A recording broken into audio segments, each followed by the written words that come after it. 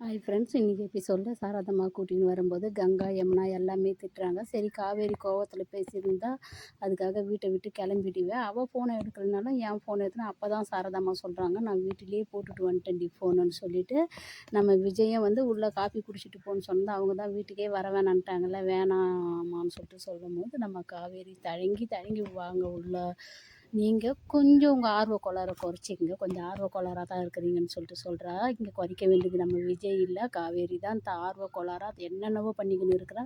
காவேரி தான் ஆர்வ கோளாறை குறைக்கணுன்ட்டு சொல்கிறோம். இங்கே பாப்பாவுக்கு அந்த டைமில் உடம்பு சரியில்லைன்னு தாத்தா ஃபோன் பண்ணால் விஜயும் காவேரியும் கூடவே பதறி அடிச்சுக்கின்னு ஓடுறான். இதை தான் தன்னையே அறியாமல் தாய் பாசத்தை வெளியே வருது காட்டுறா.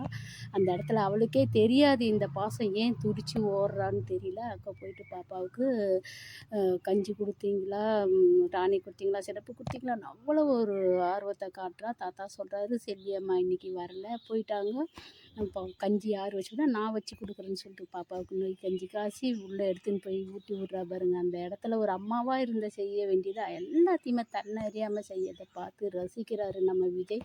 கண்டிப்பாக ஒரு தாய் கூட இருந்தால் குழந்தைக்கு இப்படி தான் ஒரு பதற்றத்தோடு கவனிப்பாங்க. அந்த பதற்றத்தோடு கவனிக்கிறா. மிஸ் இன்னைக்கு நீங்கள் இங்கேயே இருங்க, இங்கேயே படுத்துக்குங்க, என் கூட இருந்தால் எனக்கு சரியாயிடும்னு சொல்லிட்டு சொல்கிறா. காவேரியும் அதை ஏற்றுக்கிறா.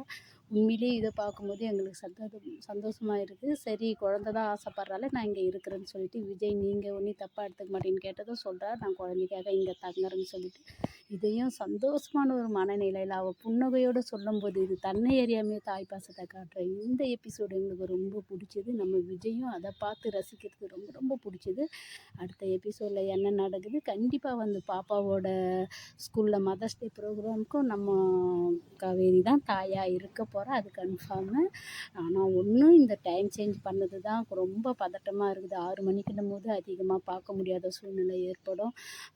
உலக நெஞ்சங்களில் நீங்கா இடம்பெற்ற ஒரு மகாநீதி தொடருன்னு சொல்கிறாங்க இந்த விஜய் டிவி. ஆனால் நீங்கா இடம்பெற்ற இந்த தொடரை 8, 8:30க்கு போட்டிருந்தா ரொம்ப சந்தோஷமாக இருக்கும் உலக மக்கள்கிட்ட. ஆனால் இதை வந்து 6 மணிக்கு போட்டு இதை எங்களுக்கு ஒரு பதட்ட நிலையை உண்டாக்கிட்டாங்க. இதுதான் ரொம்ப கஷ்டமாக இருக்குது. அடுத்தது எபிசோடில் என்ன நடக்குதுன்னு பார்க்கலாம். Bye by.